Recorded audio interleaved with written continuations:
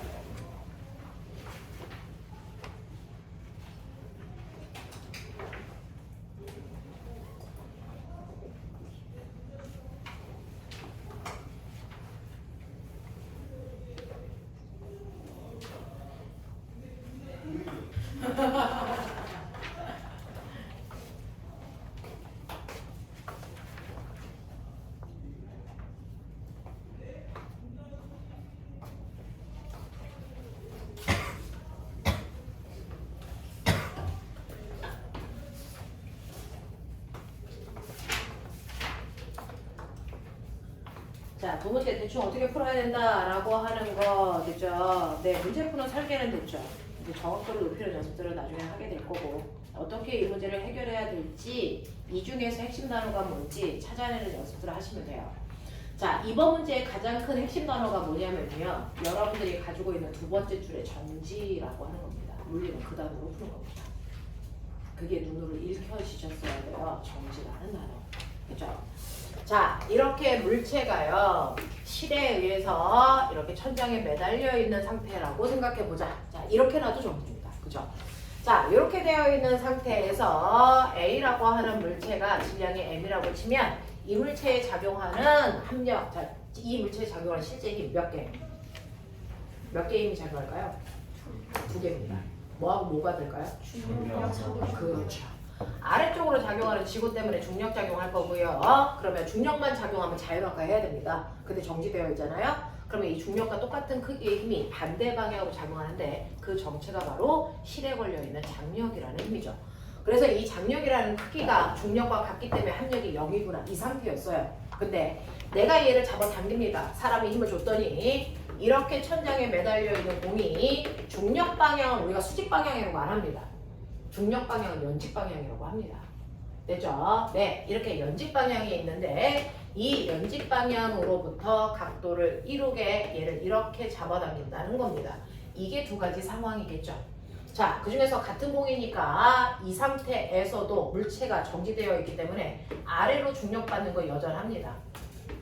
그리고 장력이 작용하는 것도 여전합니다. 그리고 사람이 잡아당기니까 사람이 당기는 힘도 받겠죠. 이 세 개의 힘의 합력이 얼마라는 얘기입니까? 0이라는 겁니다. 자, 그랬을 때 내가 잡아당기지 않았을 때와 잡아당겼을 때 장력의 크기 달라지니 안 달라지니? 장력의 크기 달라질까 안 달라질까? 이게 변합니다. 중력은 안 바뀌지만. 그래서 중력은 무게이기 때문에 mg로 유지되지만 내가 당길 때와 당기지 않을 때 장력의 크기가 힘에 의해서 달라집니다. 그러니 이때도 장력이 작용하겠죠. 이때 T2, 이 장력도 얘네들의 장력이랑 다릅니다. 그래서 장력이 바뀝니다. 자, 여기는 mg입니다. 사람이 잡아당기는 힘, 여기에 F, 얘는 1, 얘는 2 이런 식으로 놓은 거죠. 그랬을 때 크기 비교해. 그러면서 이제 중계. 첫 번째 상황에 있는 세타 1, 이 각도, 두 번째 경우에 세타 2, 이 각도가 있단 말이야. 이때 세타 1의 각도가 세타 2보다 작다 그랬으니까 우리 얘 들어보자. 이 각도 30도, 이 각도 60도 이런 식으로 크기만 거기에 준 조건에 위배되지 않으면 어떤 크기를 놔도 답은 다 똑같이 나와 라는 뜻입니다. 만약에 특정한 각도에서만 나오는 답이라면 그 각도를 줘야 됩니다. 그렇지 않으면 그 대소관계만 유지하면 됩니다. 그럼 이렇게 되어 있다면 여러분들이 보시는 첫 번째 가라고 하는 이 과정에서도 힘이 작용하는데 새 힘의 합력이 결국은 얼마? 0이라는 거예요. 왜? 정지니까.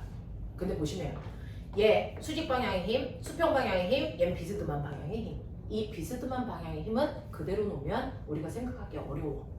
되겠어? 그러니 이걸 뭐 해라? 벡터 분해해라. 됐어? 이 비스듬한 장력을요, 수평 방향의 힘하고 수직 방향의 힘으로 나눠서 이 두 개의 평행사변형을 그렸을 때 얘가 대각선이 이거야. 뭐 이런 느낌이거든요. 그래서 이 두 개의 방향의 힘으로 나눴다 생각하시면 돼요. 그러면 이렇게 수평 방향과 수직 방향으로 나눴을 때요, 요거 연장하시면 이렇게 되면 직각삼각형 피타 그려지는 거죠. 이해돼? 그랬을 때 요 각도가 세타 1이야. 30도야. 이런 느낌이야. 그럼 꼬맹아, 요건 얼마냐면 요 크기는요 라고 하면, 자, 요 크기를 우리가 표현해 볼게요. 자, 근데 요 크기는요, 요거는 여기가 T1이니까 뭐라고 하면 돼요?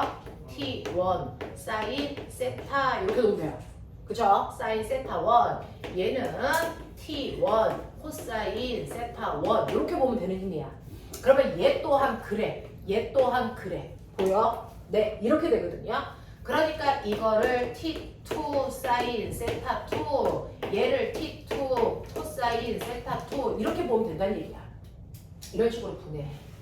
자, 분해했을 때 합력이 0이라면 우리는 어떻게 다룰 거냐? 수평 방향의 힘들끼리의 합력 얼마? 0 돼야 돼. 그치? 수직 방향의 합력이 얼마 돼야 돼? 0 돼야 돼. 이 얘기를 하고 있는 거야. 됐어? 자, 그래서 합력이 0이면 수평 방향의 합력도 0, 수직 방향의 합력도 0으로 잡으면 돼. 자, 그 중에서 수평은요, 얘네들 밖에 없어. 두 개가 반대 방향이야. 당연하죠? 근데 크기는 어때야 됩니까? 같아야 돼. 이런 얘기야. 그래서 사람이 잡아당기는 F1의 크기와 T1 사인 세타의 크기 같아야 되네? 이런 느낌이야. 그치? 자, 그 다음에 여기에 있는 이 힘도 보시면 이 힘, 수직 방향, mg라는 힘의 크기가 수직 방향 요거 두 개 반대 방향이니까 크기 같아야 되겠죠? T1 코사인 세타 1이랑 같아? 이런 느낌. 그죠? 이 경우도 그렇습니다. 이 경우도 F2라는 힘의 크기가 T2 사인 세타 2, 그 다음에 mg라는 크기가 T2 코사인 세타 2의 크기와 같아. 이런 느낌이거든요. 그러면 우리는 생각해보자. 이 물체가 1kg라면 mg를 10으로 보면 돼. 그래야 대소관계 비교하기 좋죠. 됐어? 그리고 이 각도 30도로 보겠다 그랬어. 이 각도 60도로 보겠다 그랬어. 그럼 대충 나와. 자, 이 값이 얼마니? 10은 T1 코사인 30도니까 얼마야? 2분의 루트 3 이런 느낌. 맞아? 그러면 T1의 크기는 얼마야? 루트 3분의 20이야. 이런 느낌이잖아. 그쵸? 네. 그래서 T1의 크기를 여러분들은 루트 3분의 21의 크기야. 이렇게 놓고 본다면 여기에 mg 똑같으니까 얘는 10으로 봐야죠. 같은 건 같은 크기로 봐야죠. 코사인 60이니까 얘는 2분의 1로 보면 되잖아요. 그러니까 10은 2분의 1 T2야. 이런 느낌이야. 그러니 T2의 크기는 얼마로 보면 되니? 10. 이렇게 보면 돼. 누가 더 큰 거냐? 누가 더 큰 거냐? T2의 크기가 더 큰 거지. 이렇게 비교하는 얘기야.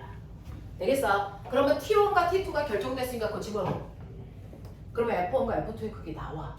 이런 얘기야. 자, 그러니 F1의 크기는 T1 루트 3분의 20에다가 사인 30도래 라고 하는 거야. 그러면 여기다가 2분의 1 하면 돼. 그럼 루트 3분의 10이야. 이런 느낌. 됐죠? F2라고 하는 건요, 20에다가 코사인 60도니까 나 알아. 2분의 루트 3이야. 얼마야? 10 루트 3이야. 얘가 더 커. 아니야. 바보 아니야. 얘가 더 커. 이런 느낌이지. 되겠어? 이런 식으로 비교하면 돼요. 됐죠? 그래서 이때 F2의 크기가 F1의 크기보다 크네요. 뭐 이런 느낌이야.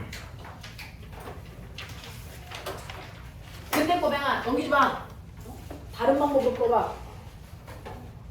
세 힘의 합력이 0이라는 얘기를 다른 말로 풀면 어떤 느낌이냐면요. 두 힘의 합력을 먼저 구해. 됐죠? 세 힘의 합력이 0이야. 자, 요 과정은 이제 이해하셨으니까 요렇게 풀어도 됩니다. 물리 문제는 다양하게 풀어보는 게 좋아요. 자, 실이 있는데요. 얘가 연직선으로부터 이렇게 비스듬한 방향으로 가 있어요. 이 각도 세타예요. 얘 질량 m이에요. 그러면 아래쪽으로 중력 작용하고요. 이쪽으로 장력 작용하고요. 사람이 잡아당긴 F라는 힘도 있는데 합력이 0이야. 이 얘기잖아. 세 힘이 작용하는데 합력이 0이면 이 중에 어떤 거든 상관없이 두 힘을 잡아. 그러면 두 힘을 잡아서 평행사변형 그려. 그랬을 때 이 두 힘의 합력은 무조건 나머지 하나의 힘과 크기는 어떻고? 갖고 방향을 어때야 돼? 반대 방향의 합력을 만들 수밖에 없어. 그러니 이 합력은 F1이라는 힘은 무조건 얘랑 반대 방향으로 작용하는 힘이고 크기는 같아야 된다고. 납득하냐? 이 얘기지. 이 얘기지. 그래서 F랑 크기는 같고 방향은 반대인 힘이 만들어질 거야. 됐죠? 자, 그랬을 때 이거 평행사변형이야. 그러면 이 변의 길이와 이 변의 길이가 어떠해졌더니? 같아요. 그러니까 이 또한 얼마로 막 mg야. 납득해? 그리고 이 각도가 세타야. 그럼 머리 있는 척해. 직각삼각형이니까 여기가 90도이거든요. 그러면 요 변과 요 각도를 이용해서 얘를 표현할 수 있다? 그렇죠. F는 얼마입니까? mg 탄젠트 세타 크기야. 맞아? 네. 그리고 얘는 얼마냐? t는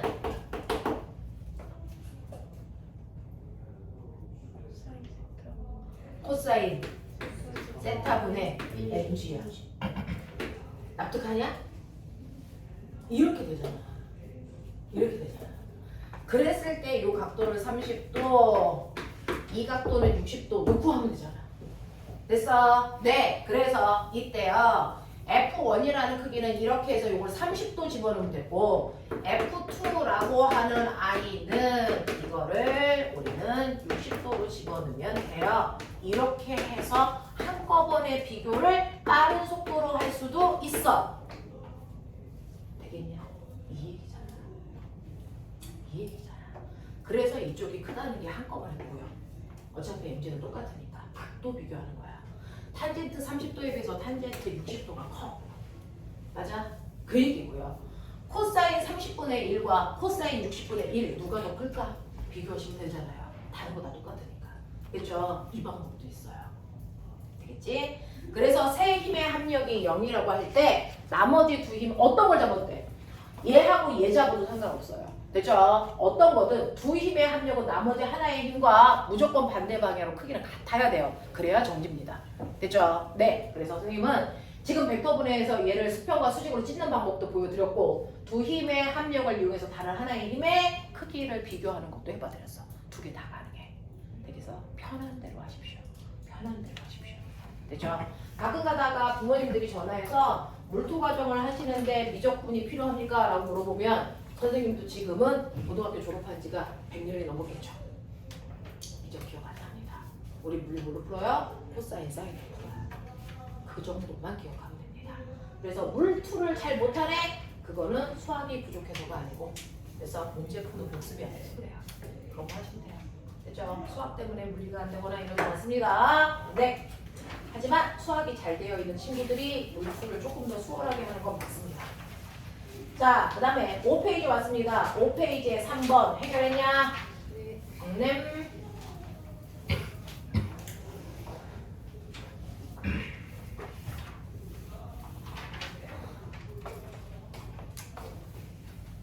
자, 5페이지 3번을 하시면서 우리 같은 방향에서의 두 힘의 합성하는 방법 더하면 돼. 반대 방향일 땐 빼면 돼. 그걸 뺀 나머지 비스듬한 방향일 때 평행사변형 그리면 돼 라고 하는데요.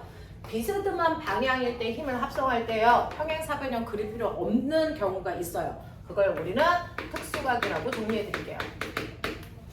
자, 특수각인 경우에는 굳이 평행사변형 안 그린다, 합력이 그냥 눈에 보인다 라고 하는 경우가 있습니다. 그 특수각이 되기 위한 조건이라는 게 있습니다.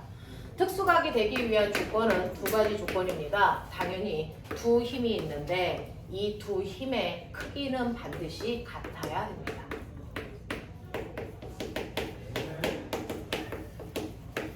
이 얘기예요. F1의 크기와 F2의 크기 같아야 돼. 예를 들면 F1의 크기 10N, F2의 크기도 10N 이런 느낌이야. 그래서 두 힘의 크기 같아야 되고요. 두 힘 사이에 이루는 각도요. 이 각도가 반드시 120도여야만 된다 라고 하는 겁니다. 특정한 상황에서만 그래요. 그랬을 때 평행사변형을 그려서 대각선이 합력이야 라고 얘기하는데 이때 이 평행사변형은 평행사변형이면서 뭘까? 자, 1.5차 빨리 얘기해. 마름모입니다. 그죠? 마름모입니다. 그랬을 때요, 요 변의 길이와 요 변의 길이 반드시 어떻다? 같다. 그러니까 얘도 합력이 10이다 이런 얘기고요. 됐어? 이때 방향은 120도의 정확하게 가운데 방향을 가리킵니다. 됐죠? 네, 그러니 이거 가지고 번진 문제로 이제 뭐 이런 식으로도 선생님은 어렸을 때 배웠었어요. 120도, 120도, 이거 10, 이거 10, 이거 20. 보이니? 합력 방향 어느 쪽? 그죠? 요거 A라는 힘과 B라는 힘 특수각이죠? 10, 10, 120. 그러면 정확하게 가운데 방향이니까 이쪽 방향 얼마? 10. 이 생기면서 이 힘 날라가. 맞냐? 그러면 여기가 60도라 그랬으니까 요거 전체가 얼마? 180도. 두 개 반대 방향의 힘이야. 12고 20이야. 합력 보이지? 아래로 얼마? 10. 1이야. 알겠어? 이런 식으로 비스듬한 방향이지만 여러분들이 평행사변형을 그릴 필요가 없는 특수각의 조건도 있더라. 그게 바로 양변의 힘의 크기는 같아야 되고 둘 사이의 사이까지 120도일 때를 얘기한다 라고 하는 것도 하나 머릿속에 집어넣으시면 조금 편하게 물리 계산할 수 있어요. 자, 3번 같은 경우에는요. 3번 A형. 자, A의 합력 어느 쪽? 오른쪽 방향으로 얼마? F. 눈에 보이죠? 자, 그 다음에 B 보세요. B는요. 자, 얘가 이렇게 되어 있네요. 이쪽 방향으로 F라는 힘이 작용을 하고 있고요. 그 다음에 이쪽 방향으로 루트 2 F. 그 다음에 이쪽 방향으로 똑같이 루트 2 F가 탈각. 또 90도입니다.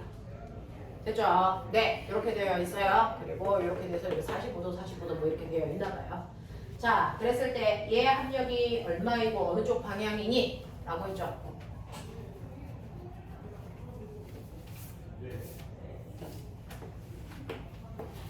얼마 나오냐? 이거 사실은 이렇게 자르면 직각삼각형이죠.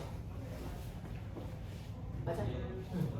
그랬을 때 요 변의 길이와 요 변의 길이 똑같으니까 두 배 하면 되겠죠.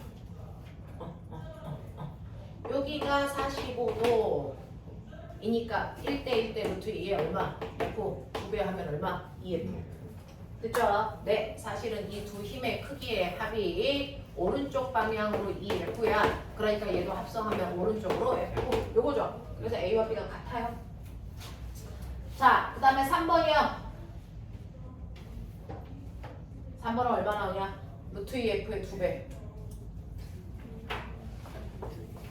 못 따라오면 뒤진다. 이거 얼마? F. 이거 얼마? F.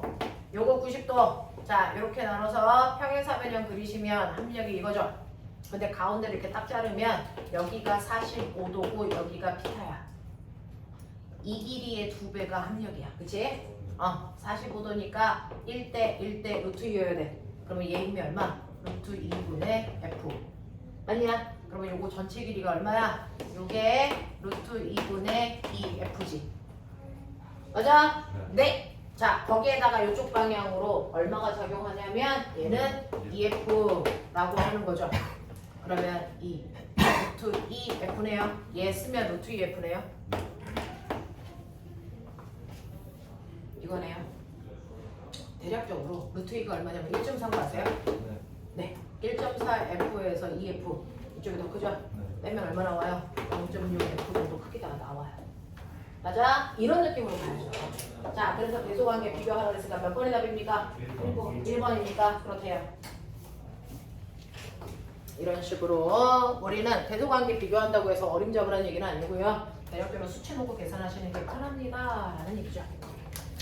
자, 이런 식으로 해서 여러분들이 벡터에 대한 개념은 잡았어. 자, 그러면 이제 오늘 본론 가자.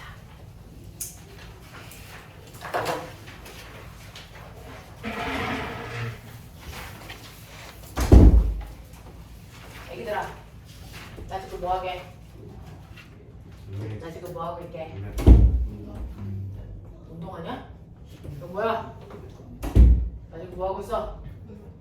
문을 닫고 있는 것처럼 보이죠? 거짓말. 문을 열고 있는 것처럼 보이죠? 거짓말. 자, 지금 나는 문을 돌리고 있어요. 맞죠? 문을 회전시키고 있습니다. 자, 여기 축을 기준으로. 그래서 이 축을 기준으로, 경칩을 기준으로 문을 여러분들이 보시는 것처럼 시계 방향, 반시계 방향으로 회전시키고 있는 거죠. 그래서 어떤 물체를 회전시킬 때는 뭐가 필요하니? 힘. 되죠? 네. 이 물체를 회전시킬 수 있는 능력을 우리가 힘 이렇게 얘기합니다. 되죠? 그래서 여러분들이 가지고 있는 것 중에 우리가 오늘 해야 되는 내용, 마지막 내용입니다. 여러분들이 하셔야 되는 거 돌림, 힘이라고 하는 이 단어가 우리가 알고 있는 물리 중에 가장 잘못 해석한 단어입니다. 돌림이 이러면 얼핏 드는 그 생각이 저거 힘이네? 힘 아닙니다. 힘 아닙니다.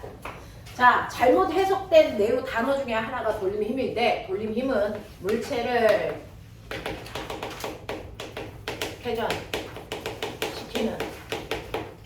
능력이다.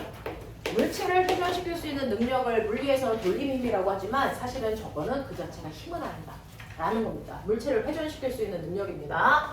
자, 이렇게 벽이 있고요. 이렇게 됐죠? 네, 나사를 살짝 조입니다. 그래놓고 이 나무판을 내가 저 위에서 누릅니다. F라고 하는 10N의 힘을 누를 거야. 자, 누르면 얘는 저 힘 받아서요. 물체가 이렇게 회전해 옵니다. 맞아요? 네. 그래서 시간이 지나면 얘는 이렇게 될 겁니다. 그래서 저는 나무 또막을 뭐 했습니까? 회전시켰습니다.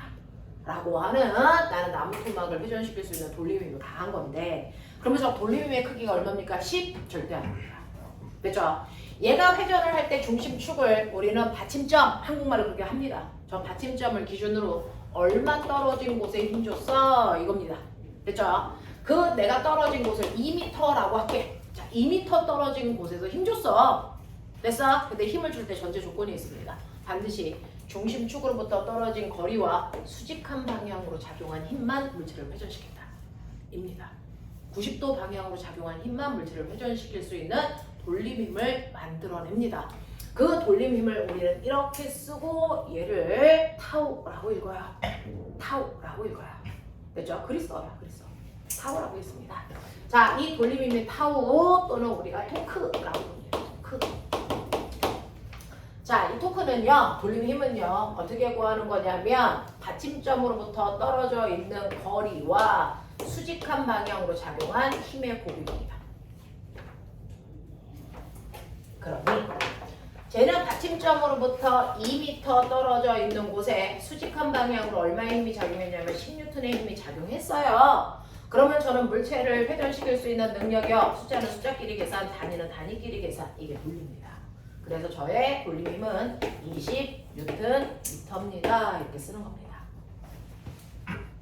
만약에 얘가 힘이라면 단위는 뉴턴이어야 되죠. 뉴턴 아니잖아요. 뉴턴 미터잖아요. 얘는 힘이 아닙니다. 물체를 회전시킬 수 있는 능력입니다. 됐죠? 물체를 회전시킬 수 있는 능력을 우리는 돌림힘이라고 하고 돌림힘은 중심점, 받침점으로부터 떨어져 있는 거리와 수직한 방향으로 작용한 힘의 크기의 곱이다. 그래서 지금 작용한 돌림힘은 20Nm다라고 하는 돌림힘의 단위는 뉴턴미터. 다른 단위로 쓰지 않습니다. 이렇게 씁니다. 자, 그랬을 때 물체를 회전시킬 수 있는 방향은 딱 두 개야. 뭡니까? 아까 말씀드린 대로 시계 방향 아니면 반시계 방향입니다. 두 개밖에 없습니다. 됐죠? 자, 그랬을 때 여러분들은 어렸을 때부터 돌림힘을 사용했습니다. 어디 가서? 놀이터 가서. 뭐 했냐? 시소. 바보들아. 시소 타죠. 보이냐? 시소. 됐어? 시소에 아빠가 이렇게 앉아있어. 우리 아빠 80kg. 가서 물어봐. 진심일걸? 아빠 몸무게 80쯤 되겠죠? 됐죠? 그 아빠가 받침점으로부터 1m 떨어진 곳에 앉아. 이렇게 앉아 계셔. 됐죠? 그러면 너네가 어렸을 때 너네가 맞은편에 앉았겠죠? 그러면 내가 맞은편에 이렇게 앉았어. 나 유등대야. 유등대니까 몇 킬로? 20kg. 요런 아이가 앉아있어. 그러면 수평을 유지하려면 나는 받침점으로부터 몇 미터 떨어진 곳에 있어야 우리 아빠와 내가 수평이 될까? 이거잖아. 되겠어? 자, 그랬을 때 여러분들이 보시면요. 아빠는 지금 무게가 작용하니까 이 방향으로 힘을 주고 계십니다. 받침점으로부터 1m 떨어진 곳에 수직 방향으로 힘을 주셨어요. 맞죠? 그래서 이 시소를 아빠는 회전시키려고 한 겁니다. 어느 방향으로? 뒤진다. 이거 시계냐 반시계냐? 반시계 방향이다. 됐어? 그래서 반시계 방향의 돌림힘을 아빠가 주고 계세요. 아하, 아빠는 시소를 반시계 방향으로 회전시키려고 하는 거구나. 그 얘기죠. 그러면 너도 앉았어. 너도 눌렀겠죠? 그러면 X만큼 떨어진 곳에 네가 누르면 너도 시소를 회전시키려고 하는 거야. 무슨 방향? 시계 방향. 방향은 좀 보자. 시계 방향으로 회전시키려고 하는 거죠. 자, 그랬을 때 아빠의 힘이 더 크면 아빠 쪽이 내려가겠죠. 나의 힘이 더 크면 내가 내려가겠죠. 근데 두 개의 힘이 같으면 어느 쪽으로도 회전하지 않습니다. 맞습니까? 이걸 우리는 멋진 말로 돌림힘 평형이라고 얘기한다. 돌림힘 평형이라고 얘기합니다. 그래서 그 상태를 유지하고 있죠. 자, 그럼 돌림힘 평형이 되려면 내가 얼마나 떨어진 곳에 앉아 있어야 될까라는 얘기입니다. 됐죠? 네, 힘이니까 80kg라도 80으로 넣으시면 안 돼요. 힘으로 바꾸셔야죠. mg로 바꿉니다. 얼마? 800이라는 힘을 줬어요. 받침점으로부터 얼마 떨어진 곳에 있습니까? 1m 떨어진 곳에 있어요. 근데 돌림이 평형이 되고 싶습니다. 자, 그러면 저의 힘은 얼마입니까? 20이니까 무게로 바꾸셔야죠. 200 에다가 곱하기 떨어진 거니 얼마이면 되겠습니까? 되겠습니까? 네. 얼마면 되겠냐? 4. 그렇죠. 여버려 이씨. 아, 4대 힘의 크기 비 몇 대면? 4대1. 곱이 같으려면 거리 비율 몇 대면? 1대 4. 보이니? 이 느낌이잖아. 4m 떨어진 곳에 앉아있으면 돼요. 이런 뜻이야. 납득하냐? 오케이. 이런 얘기죠. 됐죠? 자, 이런 식으로 해서 4m 떨어진 곳에 있으면 돼요. 그러면 어느 쪽으로도 회전하지 않습니다. 라고 얘기합니다. 이걸 돌림의 평형이라고 합니다. 됐죠? 그러면 여러분들 너네 평형을 우리 이미 2개 배웠네. 지금까지. 여러분들이 알고 있는 평형을 불러보세요. 무슨 평형? 바보들아. 힘의 평형 맨날 하잖아. 됐어? 그리고 지금 배운 게 뭐야? 돌림의 평형. 네가 중학교 1학년 때 학교를 안 가서 그래. 중학교 1학년 때 이미 다 한 거야. 여기 가라는 물체가 있어. 오른쪽으로 10N의 힘을 준다. A야. 왼쪽으로 10N의 힘을 준다. B야. 나라는 물체 있어. 오른쪽으로 10N의 힘을 준다. C야. 왼쪽으로 10N의 힘을 준다. D야. 되냐? 자, 그랬을 때 가와 나의 상태는 같을 거다니까. 저도 달라. 가는 어떠니? 가는 이렇게 힘을 주면 가는 어떤 상태니? 정지라고 하는 그 멋진 상태입니다. 됐죠? 나는 뭐 할까요? 여기 회전한다. 어느 쪽으로 회전하냐? 무조건 위에 있는 힘이 아래로 내려오는 방향으로 회전합니다. 그러니 시계 방향으로 회전합니다. 알겠습니까? 이렇게 된다? 되겠어? 자, 그럼 꼬매가. 어? 합력은 얼마야? 얘 합력 얼마야? 0이죠. 얘 합력 얼마야? 0입니다. 벡터는 평행이동 가능하다고 했잖아요. 합력 0이야. 그러니까 둘 다 힘의 평형 상태야. 맞죠? 그러니까 가도 나도 힘의 평형 상태입니다. 힘은 뭘 시키는 거야? 물체를 이동시킬 수 있는 능력이지. 그래서 가도 나도 옆으로 안 가. 맞습니까? 힘의 평형이기 때문에 둘 다 이동하지 않습니다. 이동은 하지 않습니다. 위치가 달라지진 않아요. 됐어? 근데 나는요, 가는요, 돌림이 뭘 것 같니? 평형입니다. 그래서 회전도 하지 않습니다. 맞죠? 가 같은 경우에 돌림이 평형입니다. 그래서 회전도 하지 않습니다. 자, 이렇게 힘의 평형과 돌림의 평형이 유지돼서요, 회전도 하지 않고 이동도 하지 않는 상태가 완벽한 평형. 알겠어? 그 완벽한 평형을 우리 뭐라고 한다? 역학적 평형입니다. 역학적 평형이라고 합니다. 그래서 사실은 평형에 두 가지가 있어요. 힘의 평형과 돌림의 평형. 그 두 개의 평형을 유지하는 아이만 완벽한 정지 상태입니다. 됐죠? 근데 얘는 완벽한 정지 아니죠. 왜? 회전을 하잖아요. 왜 그럴까요? 돌림의 평형이 아니라서 그렇습니다. 알겠어? 돌림의 평형이 아니라 얘는 회전합니다. 그럼 얘는 언제까지 회전해? 언제까지 회전해? 얘가 내려와서 내가 내려오니까 힘이 점점 내려오죠. 맞아? 네. 얘 힘은 점점 올라가죠. 아, 맞아요. 그래서 높이가 같아지는 그 순간 다시 정지. 됐어? 그때까지 회전. 무슨 말인지 알겠냐? 이렇게 된다고. 그래서 이렇게 두 개의 그림은 중학교 1학년 교과에 있거든요. 됐죠? 그랬을 때 얘는 평형이지만 얘는 평형이 아니야 라고 교과서에 써 있어요. 근데 우리가 알고 있는 얘는 힘의 평형, 얘도 힘의 평형이란 말이야. 그럼 도대체 무슨 평형이 아니야? 역학적 평형은 아니라는 얘기죠. 무슨 말인지 알겠냐? 이런 얘기야. 자, 그래서 평형에는 돌림인 평형까지를 합성하셔야 된다. 그래야 물체가 완벽한 정체 상태를 이룰 수가 있다. 그 돌림인 평형을 이용한 게 바로 시소다라고 하는 건데요. 시소다라고 하는 건데요. 자, 우리가 알고 있는 중학교 교과에서 순간 빠지면서 여러분들을 바보로 만든 게 있어요. 도구를 사용하는 게.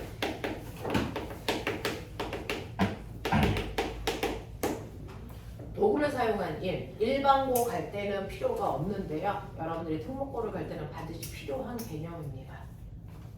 자, 도구를 사용한 일, 여러분들이 알고 있는 모든 일은요, 물체에다가 힘을 줘서 그 힘 준 방향으로 물체가 이동하는 거리를 곱합까 이게 한 일이라고 했어, 그치? 자, 근데 도구도 이래. 사실은요, 이런 식으로요, 여러분들이 보시는 것처럼 바닥에 물체가 있어요. 1kg짜리 물체가 있어서 예를 들어 올릴 겁니다. 1m. 그래서 여기다가 올릴 겁니다. 자, 이런 일을 할 때 사람이 그냥 직접 힘을 줘서 일을 하는 경우도 있어요. 사람이 직접 하는 경우도 있죠. 그랬을 때 이거 들어 올리기 위해서 얼마만큼 힘 필요하니? 당연히 지구가 얘 올라가지 마! 라고 잡아당기는 힘만큼을 줘야지 올라가겠죠. 최소. 얼마? 10N의 힘 줘야 돼요. 그쵸? 자, 그래서 내가 이동시킨 거리가 얼마입니까? 그 10N의 힘으로 몇 미터 움직였어? 1m. 자, 그랬으니까 제가 한 일은 얼마일까요?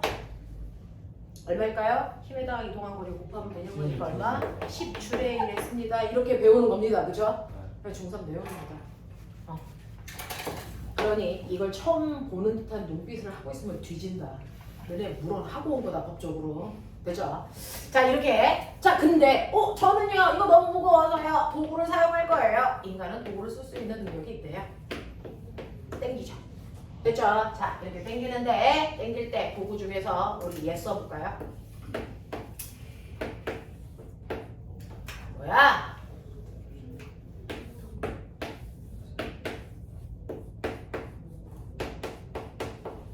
여기를 땡겨요. 이거 도르래입니다.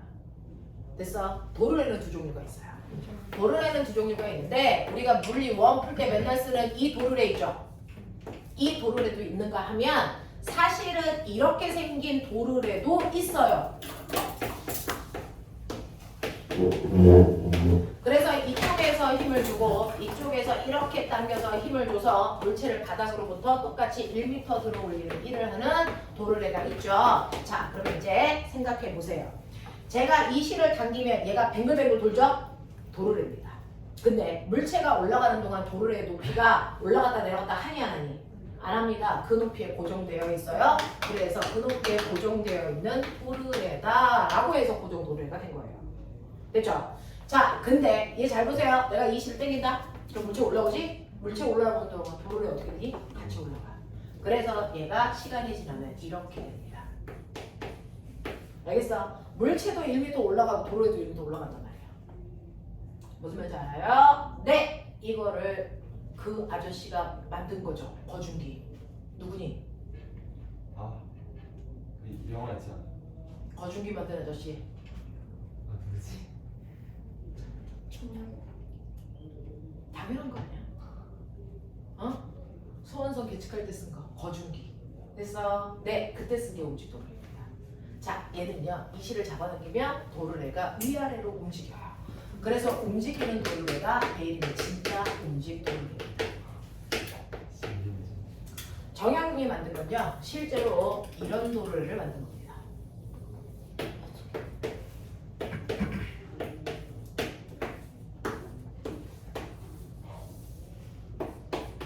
여기서 요실 잡아당겨요. 그죠? 고정 도르래와 움직 도르래가 섞여 있는 도르래입니다. 거짓말, 복합 도르래. 이거 만든 거예요. 됐어? 이거 만든 거예요. 자, 그러면 이런 식으로 고정 도르래, 움직 도르래 두 가지가 있는데 이때 잘 봐라, 꼬맹아. 이거 들어 올리고 싶은데 나는 최소 등속도로 움직일 거야. 등속도로. 그럼 합력 얼마? 0.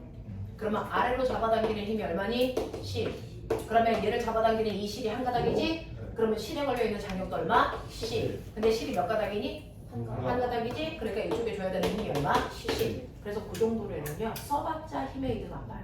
힘이 안 줄어요. 병신입니다. 됐죠? 얘는 물체의 무게와 똑같은 크기의 힘이 드네? 10N이네? 뭐 이런 거야. 그걸 물리에서는 얘는 써봤자 힘의 이득이 없다 이렇게 들어줘. 그러면 힘의 이득을 못 받는데 이거 1m 들어 올리고 싶어. 나 이 실 몇 미터 당겨야 될까? 얘가 1m 올라갈 때 얘 1m 내립니다. 맞죠? 그래서 이동한 거리도 얼마입니까? 1m. 그러면 거리에 이득도 못 받죠? 이런 병신 같은 걸 봤습니까?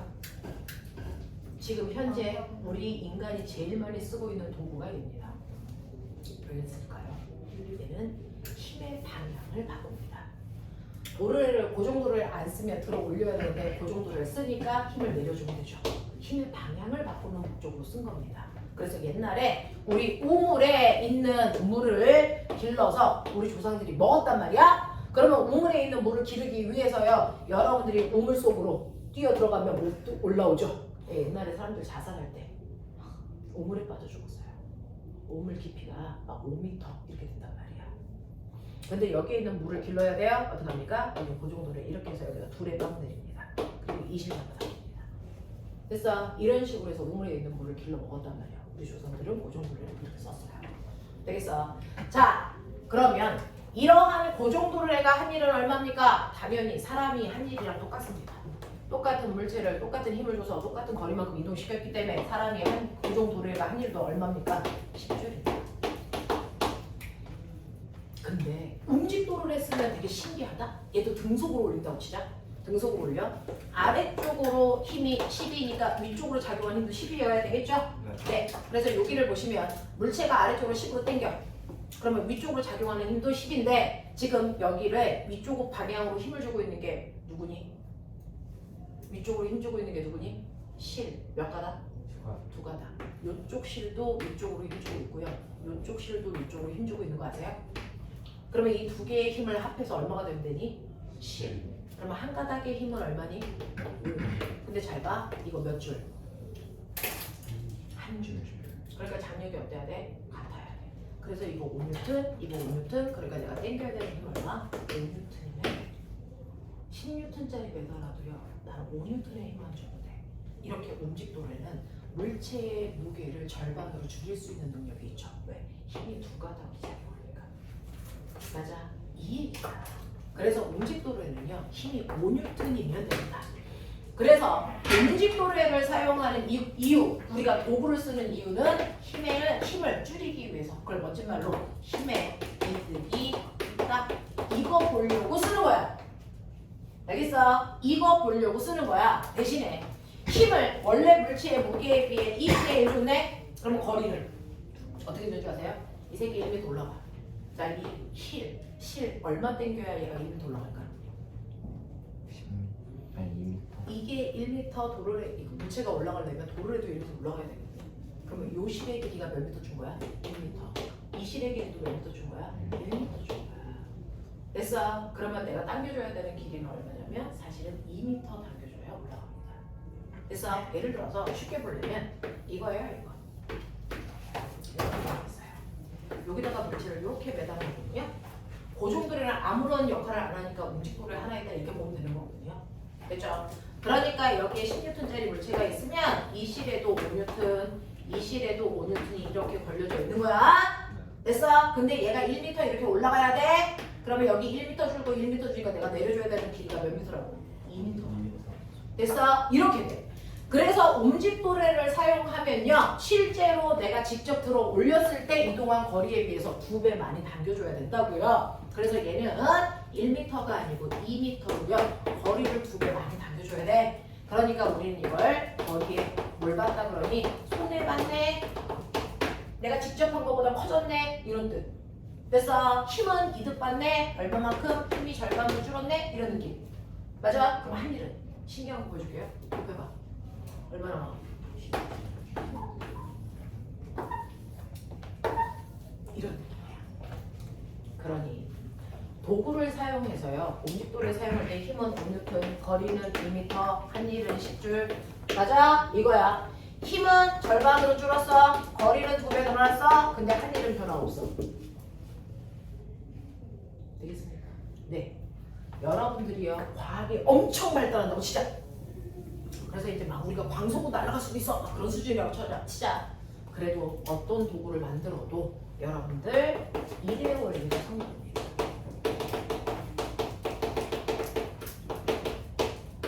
어떤 도구를 사용해도 항상 이대 원리가 성립하는데 여러분들이 아무리 기발한 도구를 만들더라도 그 도구를 만들었을 때 힘의 이득이 있어요. 힘이 절반으로 줄어요. 그러면 반드시 머리에 뭘 봅니까? 손해를 봅니다. 힘을 2분의 1로 줄이잖아? 거리 2배 늘어나. 힘을 선생님 저는 4분의 1로 줄이는 도구를 만들었어요. 그럼 땡겨봐. 거리 4배 땡겨야 돼. 알아? 힘을 10분의 1로 줄이는 도구 만들었어요. 네, 땡겨봐. 거리 10배 땡겨야 됩니다. 됐어? 그러니 어떤 도구를 사용해도 미래는 이득이 없답니다. 그래서 이게 바로 이 세 줄을 줄인 게 이의 원리입니다. 도구는 힘이 줄어든 만큼 거리가 늘어나기 때문에 한 일에는 변화가 없어. 이 얘기야. 그럼 선생님 거꾸로도 가능해요? 혹시 거리를 줄이고 힘을 늘릴 수는 있어요? 있습니다. 이게 낚싯대입니다. 아빠가 쓰는 낚싯대는 이 원리입니다. 오히려 거리를 줄이고 힘을 크게 합니다. 그래서 아빠가 낚싯대로 낚시할 때 고래가 잡혔다가 끌어올렸더니 멸치잖아요. 왜? 아빠가 이상하게 하고 실제로 힘이 더 많이 들기 때문에 착시가 나타납니다. 알겠어? 이게 낚시야. 하겠냐? 네. 자, 그러면 이런 식으로요. 저는요. 이제 알았어. 도구를 사용했을 때 이런 규칙성이 있다는 걸 알았는데 저는 그걸 설명하고 싶었던 게 아니에요. 고정도로에는 왜 힘의 이득이 없는데 움직도로는 왜 힘이 줄어? 설명해봐. 고정도로에는 물체의 무게만큼 반드시 힘들어야 돼요. 근데 움직도로에는 물체의 무게의 절반만큼 힘들어. 왜 그럴까? 이거 돌림 힘으로 설명돼요. 모든 도구의 원리는 돌림 힘입니다. 그 중에서요. 보면 잘 봐. 얘 받침점 어디 있어? 받침점 어디냐? 얘 받침점 어디 있어? 고정도로의 정가운데 여기가 받침점이죠. 이걸 중심으로 알만큼 떨어진 곳에 물체가 잡아당기고 있고요. 자, 똑같이 알만큼 떨어져 있는 곳에 사람이 당기고 있는 거 아니야? 됐어? 그러면 길이 비가 1대1이죠. 힘의 비 몇 대면? 1대1이라고. 그래서 힘의 비가 높은 거야. 맞아? 그 얘기야. 자, 근데 움직도로는 아니란 얘기잖아. 빨리 찾아봐. 움직도로의 받침점은 어디 있을까요?